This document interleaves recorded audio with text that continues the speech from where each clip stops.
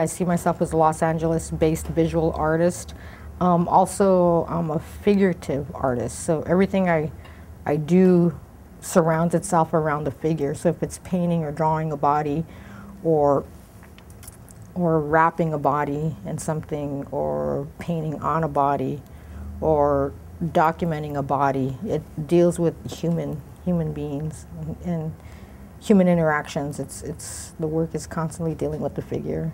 You know, I was an artist since I was a kid. I feel I was one of these that was just born to do it. I came out running. I was like, you know, by age 5, I already had like an art exhibition. So it's been this constant creativity forever. So it's almost like I haven't known any other way. And one of my earlier influences was my father. He was a graphic designer at a record company. So I grew up around vinyl. You know, that's where I learned color theory. I learned about color separations and, you know, 5-color print or 3-color print and all these like repetition and all these things that I learned. Early foundation of real classically, traditionally trained stuff was early, you know, just an early kid. So of course I'm not thinking I'm getting this great education, art education at the time.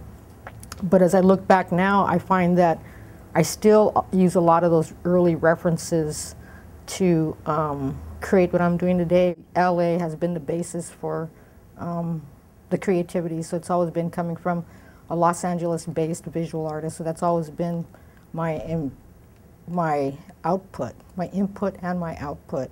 I was never really influenced by art from different periods. Music has always been my greatest inspiration.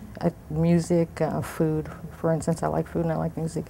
There's always been overlapping of projects, so there's never been a time where I have not been working on something. I'm constantly either in the midst of a project, finalizing a project, beginning a project, and it could be you know, very solitude type project, or it could be a collaboration type project. So things have different times. Something hits me, I hook up with people, before we know it, on the weekend there's a performance or a show. So it's the constant unknown, which to me is also exciting. I have the work that people are familiar with, like the photographs, like the pinups, like the stuff that's out there, the paper fashions, even the tattoo artwork. But there's also a lot of work that has not necessarily been revealed yet. And it's not so much that I haven't revealed it yet, it just falls into different categories. And I think pattern is one of them. Flowers are something else that I do. I always say that I'm a closet case flower painter. I use flower painting to ground myself. I know a lot of this other art can be pretty heavy, grueling, you know, exciting, emotional, all those fabulous things that come with creativity. But sometimes it gets a little too insane, or too heavy, or too strong, or too nuts, or the art world gets too crazy. So I find myself doing paintings such as the flower paintings to anchor me. And sometimes what happens there is I start playing with medium once again. It's taking it back to basics. It's working with form, shape, color, shade. I would say the traditional aspects of creating art.